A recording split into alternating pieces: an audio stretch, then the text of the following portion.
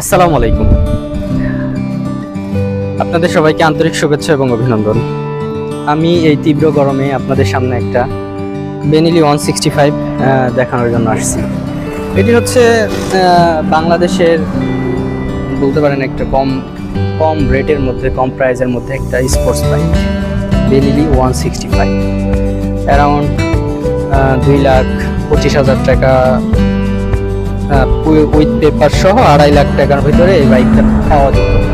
এখন অবশ্য বাংলাদেশে বাইকটা নাই, হয়ে গেছে কম কিউএ ব্র্যান্ড কম, এখন আর এই বাইকগুলো বাংলাদেশে পাওয়া যায় না।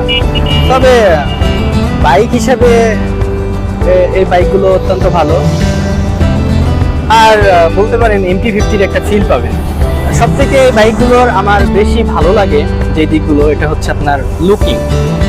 এটার লুকিংটা অত্যন্ত সুন্দর, স্মার্ট অন্যান্য বাইকের তুলনায়।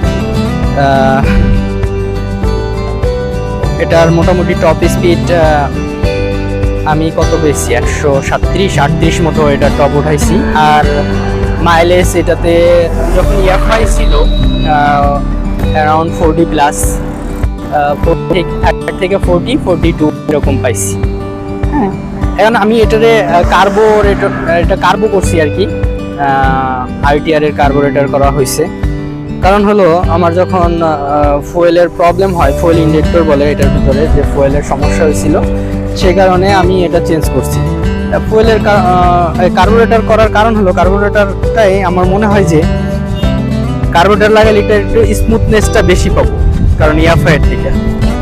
অবশ্য তাই পাইছি, একটু ফুয়েলটা একটু বেশি লাগে। এখন আমি অ্যারাউন্ড 35 থেকে 40, লং ড্রাইভে গেলে 40 পাই এ আর কি। এখন বাইকটা আপনাদের সামনে দেখাচ্ছি, আর রিজন হলো বাইকটা আমি সেল দিতে যাচ্ছি। আমি প্রায়